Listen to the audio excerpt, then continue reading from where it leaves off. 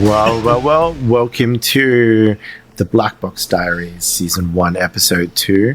Obviously, you will hopefully all know that we are dropping 2 episodes in one go to give everybody a bit of a treat. What do you think about that, Alex? Good plan? I think that's a fantastic plan. Absolutely. Gotta love the edits. Yeah, that's true. But it also gives the opportunity for people to go, well, the first one might not have been great. Let's see how the second one goes. And you get a chance to do it all in one go. So let's jump right into it and start talking about this week's interesting news, including cyber breaches covering, obviously, the CrowdStrike outage that's impacted everybody, a few other data breaches, and a very interesting one that we really want to get into that took us a little bit by surprise. All right, everybody. So, as you can imagine, the first topic for today's episode is going to just so happen to be the most recent issue that we've seen in the cybersecurity community. So, Chris, the outage affected critical infrastructure globally, including banks, airports, TV stations, and major U.S. airlines, causing significant disruptions. And this has been global. It hasn't just affected the United States. Pretty much every Microsoft system out there that has the Falcon application installed. What do you got? Well, it was an interesting way for me to kick off a Friday afternoon. I think it was about 3 p.m. Friday afternoon here in Australia when that happened. I was getting pumped to go out and just obviously enjoy Friday evening, spend some time with the fam, play some computer games. But then obviously the chaos ensued. LinkedIn started getting blown up. News articles started getting blown up. And it was actually, funnily enough, it was my dad that told me about it before I actually saw anything, because he messaged me and said, hey, look, I can't do anything at work. Everything's going all fucked up from, it looks like a Microsoft problem, right? Sure. And I was like, really? So then I basically just hit Google straight away and was like, what's going on? Like Microsoft outage. And then, you follow that rabbit hole to find out what was the root cause, and then you find out that it was obviously the CrowdStrike agent and whatnot that was causing the problem. I mean, there's a lot of stuff going on at the moment around, what I call ambulance chasing, which I'm not a huge fan of, which is people that are essentially like, wow, you should have, not used such an expensive company, or you should have gone with us, or if you need somebody to fix it, I'll do it for you, but it's going to cost you like $30,000. Like, bro, fuck off, it's like deleting a file. Like, just, it's all good. They released a fix for it. So the people that are, trying to charge people and take advantage of the situation like that are probably one of the worst parts at the moment. I mean, what's your thought on the ambulance chasing aspect? I don't think it has a place. That actually makes a lot of sense. I mean, I'm with you on the ethical portion, right? Don't see something that was so devastating to the industry as, a way to make profit, right? Yeah, sure, you can make profit, but don't be a jackass about it, right? And overcharge. But one thing I did want to bring up is you did say it's easy to just delete a file, and that's great. But what if you can't get in, right? Like, what if you have BitLocker, right? That's a good point. And I mean, honestly, there is, there's a lot of people out there and organizations out there, obviously. Smaller organizations as well that maybe have been impacted, but they might not have access to things like the BitLocker recovery key and all that jazz, which is essentially it becomes pretty hard to unfuck the system after that. So there's a lot of ramifications going to be happening there. The last thing I heard or read today was that there's a bunch of organizations that are still experiencing problems and issues, and they're probably not even going to be back online even like Monday, Tuesday at this stage, because the recovery time is so big, if they are able to recover at all. So I think realistically, when you have something so catastrophic that you have airlines, canceling flights, you have, supermarkets not being able to sell anything because they don't take cash anymore since COVID and all of that sort of jazz. Like, you're now starting to impact people's lives from that perspective. One of the ones that I found particularly interesting is I saw a lot of signs appearing and photos of signs at like pharmacies and like doctor's surgeries and stuff like that. Now, that brings me to a point that also maybe the world is a bit too reliant on technology because, That's fair. doctors Sure. and pharmacies existed before all of the advanced technology we've got. So beyond that, there is a part of, business recovery and business continuity that needs to be considered here, that in some instances, in some parts of the industry, you do need to have some kind of manual failover if the technology doesn't work, because Yeah. we do live in a world where there are a lot of major players and a lot of big vendors, such as Microsoft, Right. such as CrowdStrike, that they do have a bit of a monopoly on the market, right?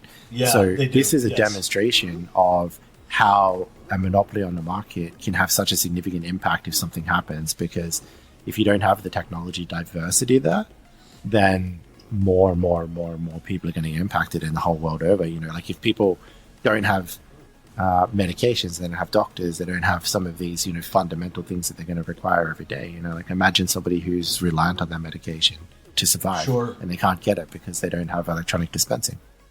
And I mean that brings up a good point. Is contingencies are everything, right? Especially in the community that we work in, or that honestly most organizations now are at least a part of in some way. So I want to throw another question your way, but let me give you a real quick heads up on the CrowdStrike's company response. They have acknowledged the issue, and I know it's out on their website, which is great. They have provided a workaround, which I'm not super understanding when it comes to. I'm not sure exactly how they plan that workaround, but experts do estimate significant financial losses for impacted organizations. Dude, that's a lot of impacted organizations. But my question for you, Chris, is from being in the industry for, I think you said about 25 years, that's a long time. What do you think happened? How did this actually happen? I mean, it goes down to it's not an uncommon issue. A lot of organizations have it. They release updates or they release patches. They release, system configuration changes and everything like Sure. that. Quite often without testing them first. Yeah. Quite often, trusting that the technology is going to work, trusting that the process is going to work. You see when you're an organization that big, like sometimes you become a little bit complacent. In the last episode, we talked about complacency a little bit. Yeah. And, it's something that you and I talk about, a fair bit about our industry We do. in particular. This is pretty much going to come down to, I would say, human error and probably a procedural aspect, because most of the time, you would expect an organization to have appropriate change management, testing, and everything Right. like that in place to make sure that this isn't going to break stuff, or that it's not going to break, stuff in the future. But similarly, I guess the other side of that coin is there needs to be an easier ability to roll back to, previous versions to do, something that kind of recovers the system without having to go through all of the clusterfuck that you've had to do to get other people Yeah. and other organizations to help come up with a solution for it. Sure. So usually you would just want to see a little bit more due diligence around something that could have an impact as big as this. Yeah. But it looks like that probably didn't happen. I guess, the post-incident report would be something that a lot of people like yourself and I that are going to probably read in detail to understand what really happened and Right. why it happened and how it happened. And I think that obviously CrowdStrike's going to need to work with their vendors and their partners and also internally to come up with, a lessons learned phase to figure out, how do we prevent something like this from happening again? Sure. I mean, the ramifications from it are really, really, really phenomenal from, the perspective Yeah. of even things They're such as high. insurance. I did read before as well that insurance companies, because CrowdStrike's now come out and basically said this wasn't a cyber attack Yeah. and it wasn't a data breach or anything like that was that resulted in this, which in Giant that case, DOS.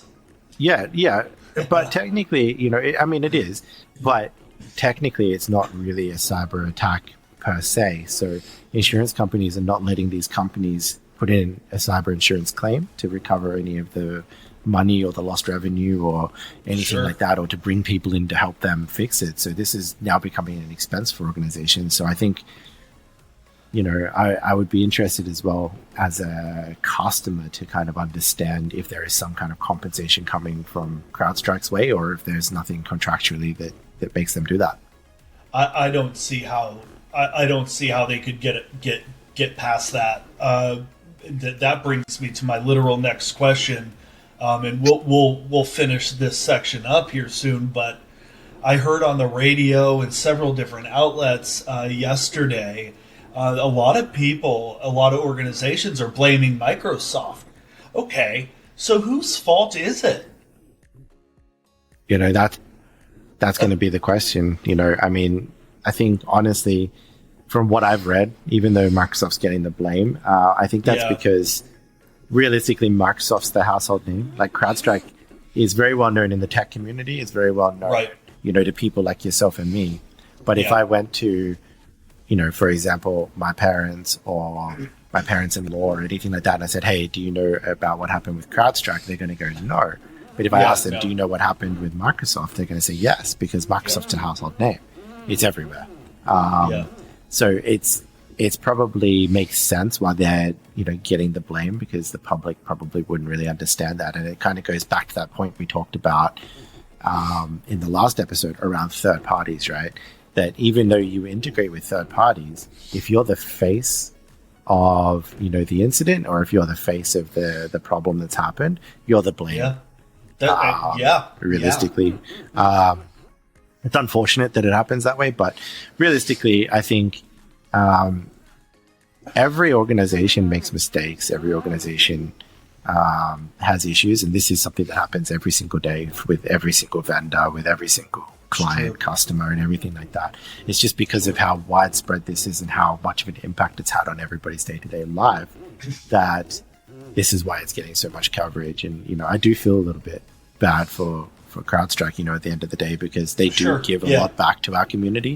They do have a lot of good research. They have a lot of good everything that goes into their business and also into, our industry. So I do feel a little bit bad about what they're copying from this, but at the same time, they didn't shy away from it either. At least they've owned up to it, and they're trying to fix it and to try and support people through it. So I think that there is, light at the end of the tunnel from that, and it is just bad luck. But, there are a lot of organizations out there. Some are not going to be able to recover from it.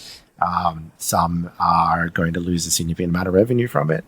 These are just, the consequences of that. And unfortunately, sometimes you just have to live with that and try and look at the best way forward. So obviously, I've had some people reach out to me to ask for advice and tips and some help and support there. I provide that for free because I want to give back to the community and I want to help people, in need. That's why I do what I do. You're not a douchebag. That's perfect. No, exactly. I'm not an ambulance chaser. So, and I mean, there are absolute dickheads out there doing that at the moment, and I think that it's pretty poor taste. It's pretty poor form. It is, particularly when they're, putting their prices out and increasing their costs just because they know that people are in need. And I think that that's a really shit way to operate your business. So it is. Pull your fucking head in. There's a lot of companies out there that are going to try and take advantage of something like this, and I truly hope people can see through it, because there are organizations that can support these other affected companies in a way that doesn't further damage their local assets. Okay, so great topic. For our viewers, we're going to continue following this every once in a while during our podcast, every episode. If there is an update, because it has affected so many people, we will delve into the latest updates. And one thing I want to leave all our viewers with, based on this topic specifically, is this. Coming from the military background, during my time as a drill sergeant, right, where we're all fucking, right, yelling at people, there was one individual who told me something that I'll never forget, and it's a philosophy to live by, especially when you're managing something, whether it be an organization, a club, whatever. Old First Sergeant Copeland, a huge shout out, told me one day when I failed to make sure a soldier was prepared. It's called trust but verify, right? Yeah, we trust that our coding or our product development or software development is good, right? We always verify. Everything needs to be verified. We don't just release shit into the wild and assume. I think that might be what happened, where something wasn't tested the way it was supposed to be, kind of like Chris was bringing up. But, man, we'll see. We'll see, dude, in the future. All right, next question, or next topic. Let's call it a topic. So, Medi-Secure Australia data breach. This should be interesting since Chris is an Australian citizen and living in Australia. That's true. I am. Fair. The scale of the breach involved over 6.5 terabytes. That's a lot, right? Of Australian prescription data. And this affected 12.9 million Australian people, with the data posted for sale on a hacking forum. What do you have to say on this? So, yeah, that's an interesting one. So this actually happened quite some time ago, but they only really started to post some more information around the 12.9 million Australians impacted by the data breach. I believe this was last month. So essentially, yeah, we do have a thing. It's not been around. I mean, it's been around for a while, but not that long, which is electronic prescriptions for medication. So you go to the GP, like, hey, dude, I'm sick. Like, he goes, cool, just take some fucking antibiotics and move on with your life. You're sweet. But then he can give you the handwritten prescription, which in Australia, those things are so annoying. They rip, they tear. Like, I always forget where I've put it, all that sort of shit. So they started to give you electronic prescriptions where they send you a text message with a link to a QR code. You take the QR code into the pharmacy, you show them QR code, they scan it. Boom, you get your medications. Sure. Makes life a lot easier. The only problem with some of those things is that when that's getting stored and accessed in the databases and everything like that from these, systems and applications and everything like that, so is the personal data that goes with that. The medications you're getting, the prescriptions that you've got, like the information that goes, with all the medical stuff that you particularly have. I think, this again kind of is an incident that demonstrates how badly a cybersecurity incident or an event can actually impact an organization and the people who use that particular product. Sure. I don't know how much you've actually read into it, but this is actually one example of an organization that got hit with a ransomware attack and they weren't actually able to recover. So not long after that happened, that particular incident, Medi-Secure went into administration.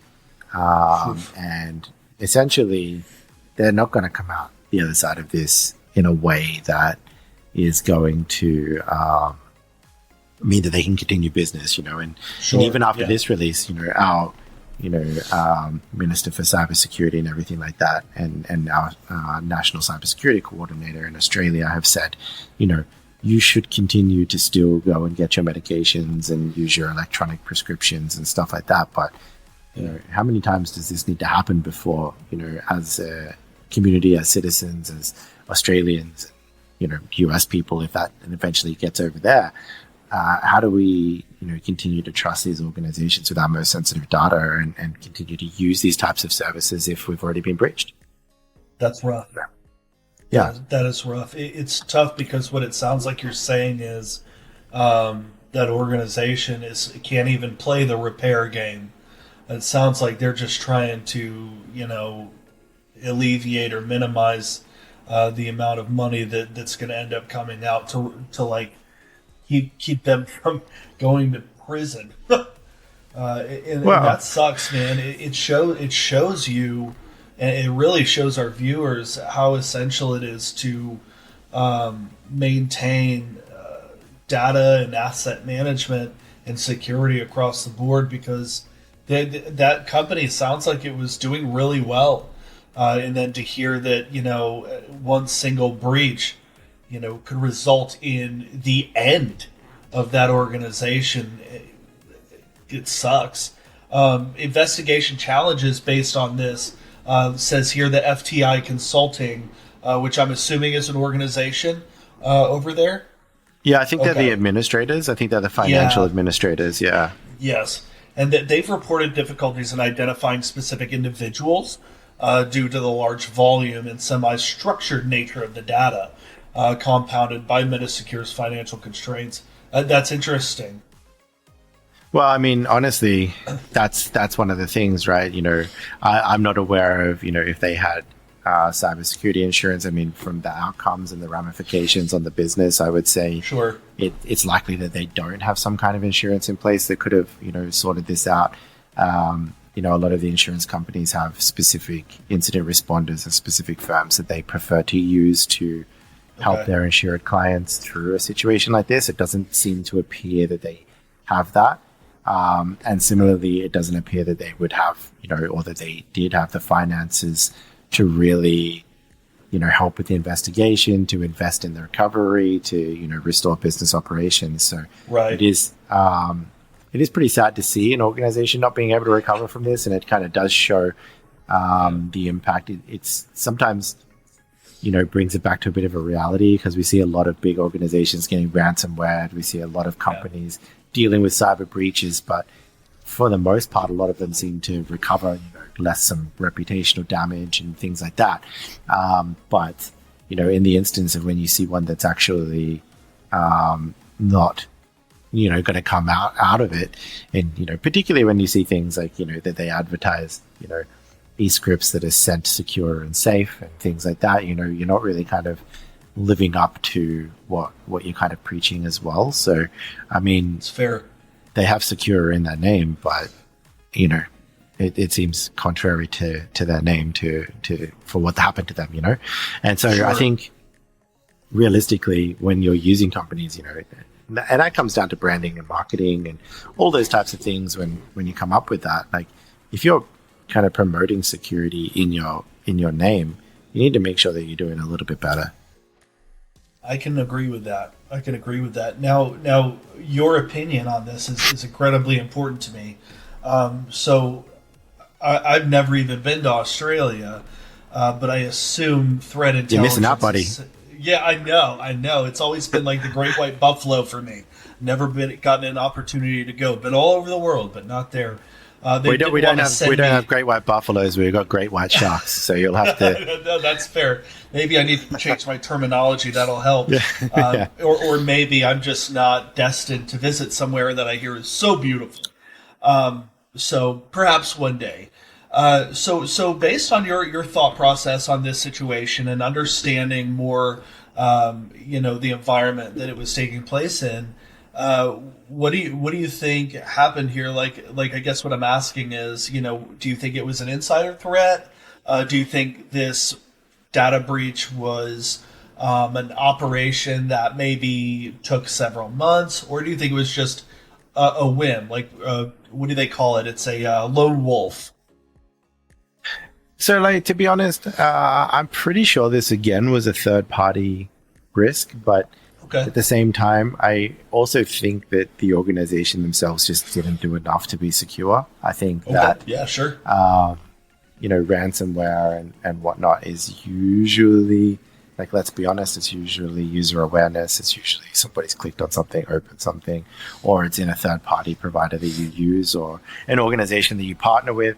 These days, so many organizations are integrated with so many bits and pieces and partners and technologies and anything like that. It can happen anywhere in the supply chain. But, we touched on it a little bit with the CrowdStrike one. When you're the face of the incident, you're the one that gets the blame. Okay, now, I guess the third one we wanted to cover off today, which is an interesting one for a number of reasons, I think, is the Disney attack or the Disney data leak that was the result of what's being claimed to be a remote access Trojan that was deployed by a hacktivist group going by the name of Null Bulge. I will provide some caution that you probably shouldn't Google that because it's going to return some interesting results. So that's obviously on you should you choose to or not to do that. Definitely NSFW, probably steer the fuck clear, actually. But anyway, the interesting part about it is that they are self-proclaimed furries. Now, that you can Google if you aren't aware or not sure really what a furry is. But beware that that's going to put you down a very interesting rabbit hole on the internet. But I digress. So, remote access Trojan, Disney, data leak. I think it's approximately 1.1 terabytes of data, including projects, games, artwork, TV shows, that sort of stuff. What's your views, Alex? Good question. So I didn't really get a chance to research or find. I have researched the topic, but I am curious what Trojan was utilized in this attack.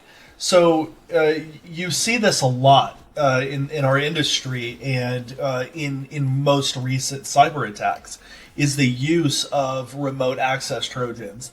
And what they do, for our viewers who don't know, is they basically, when they're run, most oftentimes on a Windows machine, most of them are built for Windows or executables, and it will just generate a reverse connection to the Windows machine or the network of machines, and it gives the attacker generally full unfettered access, especially if in order to run the file or the Trojan virus, they have to utilize administrator privileges. This remote Trojan is normally run in the background, right?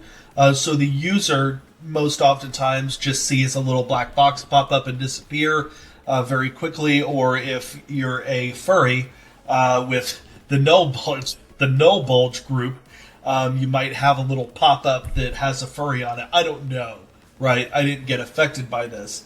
But we're seeing a lot of Trojan use today because people are so incredibly trusting when it comes down to clicking on things. And if they'll click a link on an email, it's most likely they'll click an attachment. And if that attachment just so happens to be an executable program that gives furries access to your computer so that they can get their little paws on everything, you very well might find yourself affected. That's very true. I mean, I would say it was definitely not on my list of expectations to essentially come across a news article or to see a news article that indicated a litter of furries got their paws on 1.1 terabytes of data over at Disney. And, they did release information to say that it is in relation to the takedown of a MMORPG massive multiplayer online role-playing game that was taken down by Disney in I think it was 2017. Because of that takedown, they basically unleashed fury on Disney for that. So and I believe the game was Club Penguin, which I never played that. I don't really know too much about that game, even though I am a self-proclaimed gamer, but I don't think Club Penguin is ever on what, Chris? my I list don't of think games. that's something you'd be interested in. No, most likely not. I definitely probably wouldn't partake in that game. But realistically, they do claim that they are standing up against AI artwork, crypto promotions, and any form of theft are kind of their big three. And I guess this could come down to Disney being targeted because of a lot of the AI that they're using now. Some of their TV shows and their movies and whatnot that are coming out, they're pretty big on AI and advertising the use of AI, particularly with de-aging different actors and stuff like that, or including actors that have already passed away. So in some cases they have also used AI for advertising. So I guess we don't really know the details of the contracts and stuff like that to see if actors are not being paid for the use of that AI or anything like that. So, but again, we're not really in AI ethics podcast. So from the cybersecurity perspective, they do say that they don't act with malice. But I guess you and I talked about this, Alex. But if it was an employee that actually was the entry point, to get this data out, he was the one, or they were the one that had the remote access Trojan on their PC. There would be ramifications for that employee. Oh, when it gets absolutely. found Oh, out who it absolutely. was. Yeah. So I mean, with that, there is a byproduct of malice there, because you are impacting somebody's life. You're impacting their job. You're probably Yeah. causing stress and anxiety on that person, sitting back going, "Oh my god, this brand new TV show that nobody knows about, or this new movie that we've been working on with scripts has been taken or leaked." I mean, Sure. it's going to have an impact. It is, and I talk a lot about it when I talk at universities and stuff like that. The students always have that question, like what's legal, what's illegal, da da da da da, and then I always kind of hit them with the fact that hacking, hacktivists, groups like this one, No Bulge, right, and anonymous groups, stuff like that. In ways I can respect their thought process, right? We're attacking inadequacy in society and kind of like trying to produce an image of themselves that is almost like Batman-esque, right? Like the people who are taking justice into their own hands. And in a way, I can appreciate it, but the fact remains. Looking at You Hacked Me Why on the No Bulge website, they talk about these 3 sins that they have, and crypto promotion. Yeah, I get it, man. A lot of people push out promoting crypto, and it's irritating. It's spammy. But Yeah. I mean, is it really a reason to ruin an organization? At the same time as well, it's one of those ones that does impact everybody. Yeah, Most people like Disney. Everybody likes Star Wars. Everybody likes all Sure. the stuff that is new, Marvel, and everything like that. And as a company, yeah, I understand. Every company has their problems and has their issues, but Disney brings, it does bring joy to the world. It does bring, Sure. it makes kids Yeah. happy. It makes families happy. Makes me as an adult happy. Like, love me some Star Wars. So like, going after these organizations, even as a hacktivist, is it does have an impact on other people as well. So as I say, I think malice is a byproduct. It might not be the objective, or it might not be done with intent, but it's a byproduct. So I think thinking about these things more deeply before you do them is probably going to lead with a little bit more empathy and compassion. Fair point.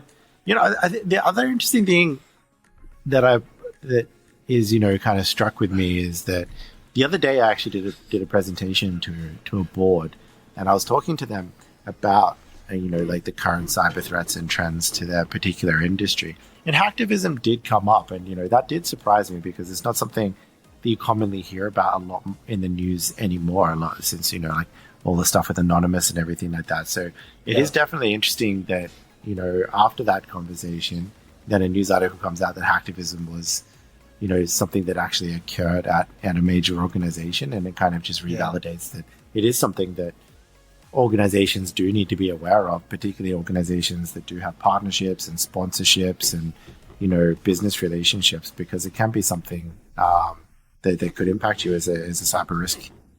All right, Chris. So the time has come in this podcast episode to start talking about some community questions, start answering some of the questions that have come out of some of our viewers and followers and subscribers. So the first question we're going to go with right now is MFA, or multi-factor authentication, important for everything?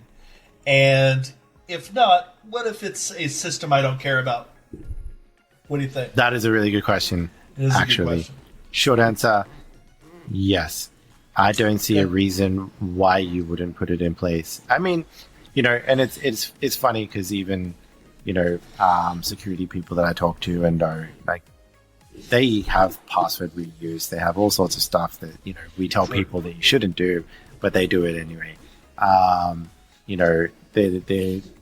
The interesting part about it is you might not think a system is important, but a lot of the systems that you sign up to still have your personal data. So, like, let's say you sign up to CBS, or in Australia, sign up to Channel 7, or whatever you want to sign up to, like a TV show, and you think that's not important, they don't have too much of my data or anything on that. I mean, maybe not everything, but a lot of people sign up, those types of applications with subscriptions, because you want to get, I think CBS has like credits and stuff like that you can buy to watch, episodes faster and everything like that get released, or subscriptions and stuff like that.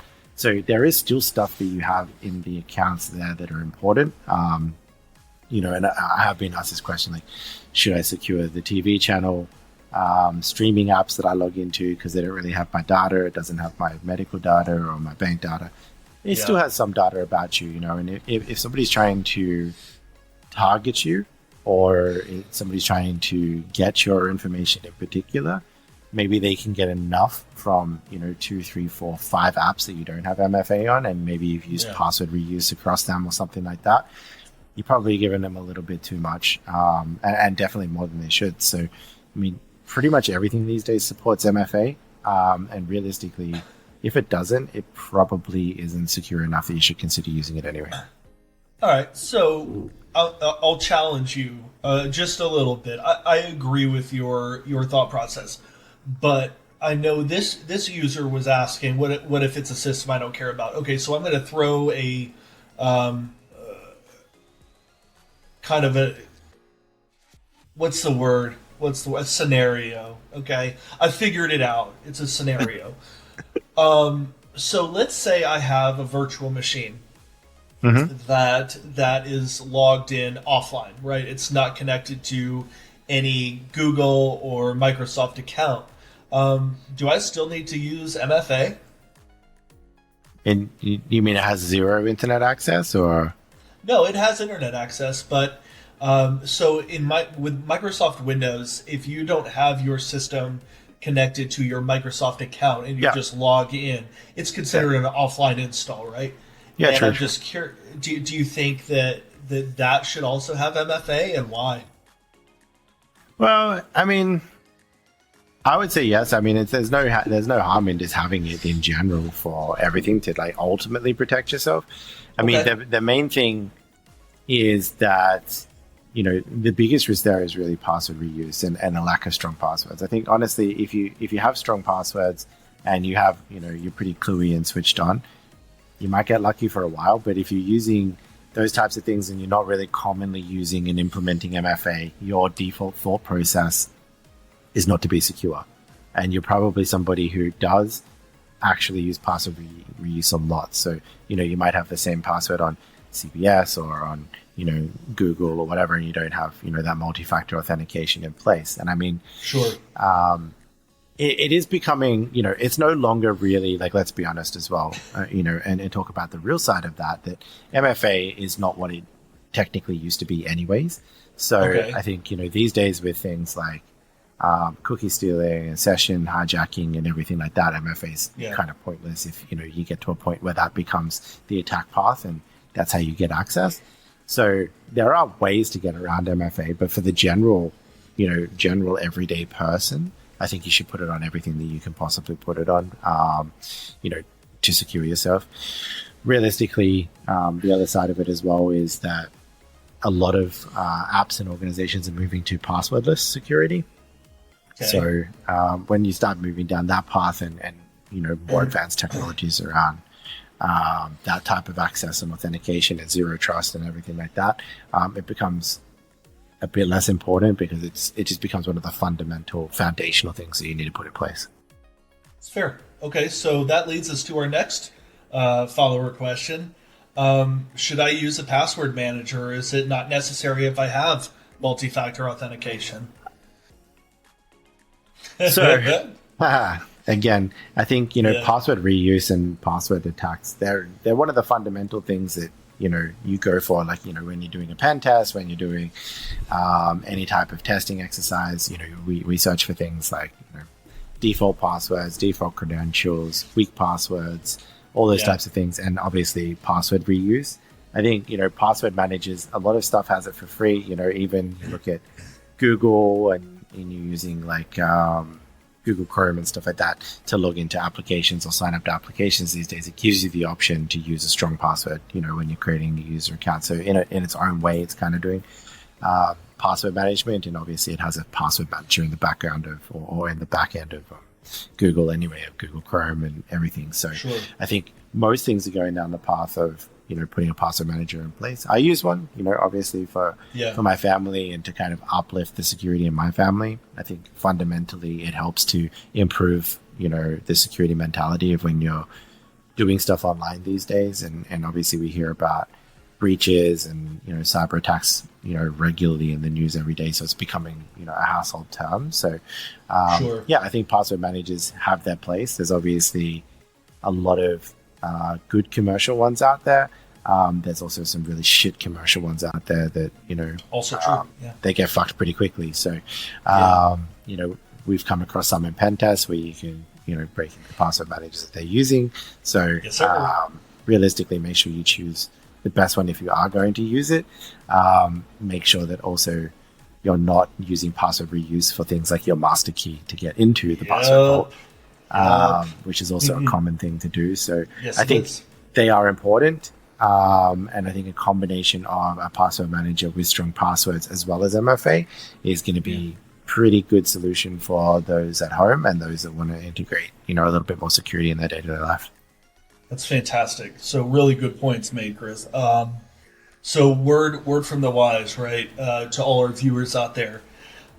For instance, when he's talking about password managers that have a history of oopsie daisies, right? One of them rhymes with me pass. So let's say there's an attacker running responder on your network, and they happen to pick up your Windows password that you're using or authentication to something, and it comes out in that NTLM-v2, right, which is what we generally get. If they're able to attack that, and you use that same password for your password manager as a what do you call it? It's the main key you have, the master key. So if that's the same password as your master key, well, the password manager doesn't matter. Okay, so it's very important, like Chris was saying, to ensure that if there's one password that you want to make long and remember, that's probably going to be the one, and it does not need to be the same as a password that could be caught over the network. So just keep that in mind. Keep that in mind, because I've seen it happen to a lot of clients. That's true. That's true. I mean, realistically as well, some of the courses that you do, learning pen testing and stuff like that, some of the CTFs and stuff have different password managers that teach you different attacks for those as well. So there are like educational content out there about how to break into some of them. So make sure you choose a reputable one. Fair enough. All right. The last community question that we have is kind of following that same security outline. And this is something that gosh, there's a lot of different avenues of approach to. So I look forward to hearing what you have to say. But how should I secure my personal devices, such as my phone, iPhone, iPad, Android, etc.? What do you think? It's a good question. Yeah, so that is a really good question, actually, because it's the devices that we have every single day. So I guess there's two aspects to look at that. Like, how do I secure those devices from a business perspective if my staff are using them? But also, how can I secure it from a personal perspective on the day to day? I'll start with the personal one. So from a personal perspective, make sure you're downloading reputable apps. If you do download, a lot of apps and you're installing random things, make sure, and the marketplaces and the app stores and things like that, they're usually pretty good at vetting them. Like, obviously, the Android one is a little bit less vetted, and it's a lot easier to get, malicious apps uploaded to there. The Apple one is pretty good. So I would say that, you're generally pretty well off, with your app store apps from Apple. But there are still bad ones on there because they do upload stuff with the purpose of stealing data, right? So when you do download an app, it does give you the option, to see this app will access, this type of data.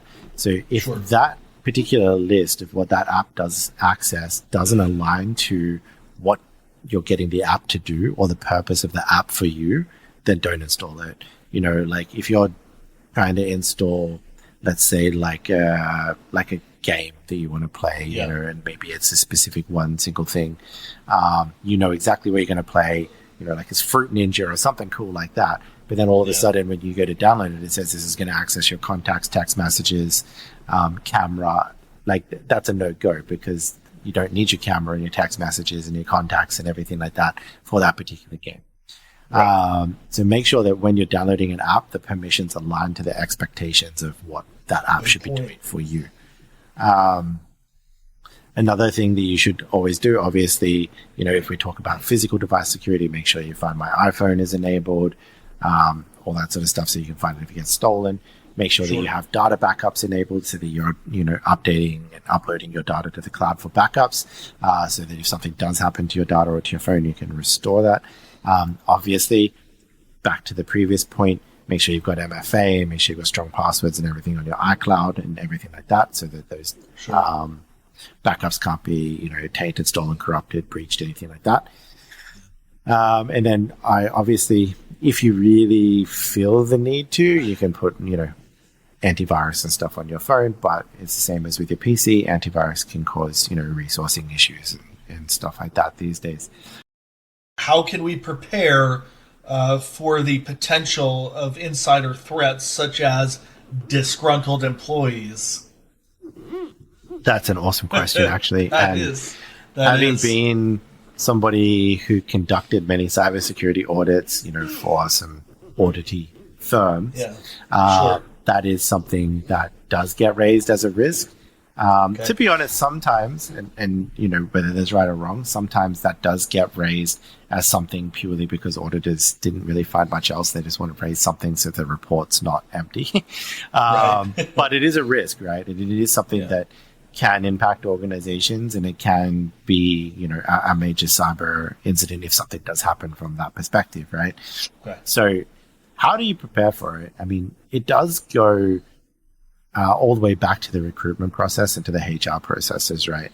You need to make sure that you're conducting, appropriate background checks and, police checks and criminal checks and things like that on the employees to make sure that, there's nothing kind of sketchy there that could indicate that they could do something that could harm the business. The second part of that is make sure that you have credible references when you are bringing somebody on board, right? So there's the two parts that you can kind of include in your recruitment. The next part is to make sure that there are certain things to do with training so that everybody is trained at the appropriate level from a security awareness perspective and a cybersecurity perspective for what they're doing. So if it's somebody that's going to be an administrator, if it's somebody that's going to be, a heightened privileged access person, they need an additional level of cybersecurity training for how to handle the additional access and the additional permissions that they're going to have in the environment and how they should act in that environment. Because sometimes when we do recommend insider threat as a risk, it's not necessarily, I know that we mentioned disgruntled employee here, or was mentioned in the question, but it's not necessarily insider threat is always going to be that. Sometimes an insider threat can be an accident, right? That somebody doesn't have the right level of knowledge for how to treat the privileges that they've got. You would hope that they do. The next part after that, I would say that's really important is to make sure that if somebody's leaving the organization, you conduct a risk assessment on what is the job role that they were performing in the organization and what do they have access to. And there's a few ways that you can go about that. You could say, look, this person was a pen tester, or this person was, a systems administrator, and they have access to all of this stuff. The easiest way to remove the risk is, put them on gardening leave, let them go early, all that sort of stuff. If there is a necessity that, maybe you have a key person risk and they're the only person that does that particular job, they need to do a handover, then do an assessment to determine what is the minimum level of access that they particularly need to continually be here for the next 4 weeks or 8 weeks or whatever their notice period is. So you reduce their access down, like maybe they don't need access to, all the shared drives or the share points or whatever that they did have access to, and they're just going to knowledge dump from their brain. Maybe they just need, basic email access. But again, you can also put in alerting and monitoring around their email and around data transfer so that you can make sure that any, data loss prevention is curbed there, that you can see that they are not transferring stuff onto USB drives or emailing it out to themselves, all that sort of stuff. I would also say that obviously the non-disclosure agreement side of things from a legal perspective, as well as contractual obligations to say, obviously you can't steal our data, you can't do this bad stuff when you're leaving and everything like that, is going to significantly reduce, the risk of this becoming an issue for you. Sure. That's a really good point, and I can definitely see that on the civilian side.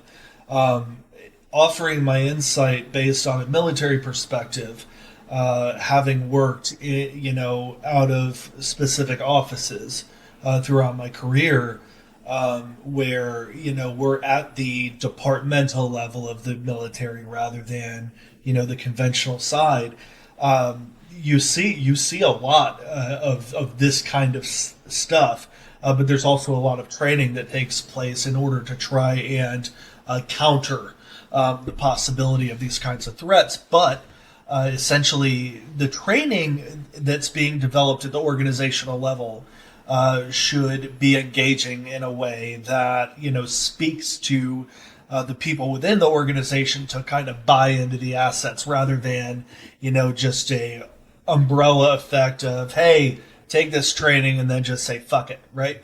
You want to have it be engaging. You want to have it build some kind of rapport with your organization. That way, when they leave, you don't want to have to deal with that anger psychological aspect of them leaving, because then you're opening your organization up to the possibility of an insider threat, or as this individual stated, disgruntled employee. True. So man, that's a big one. And the military here in the United States faces that threat pretty much on a daily basis.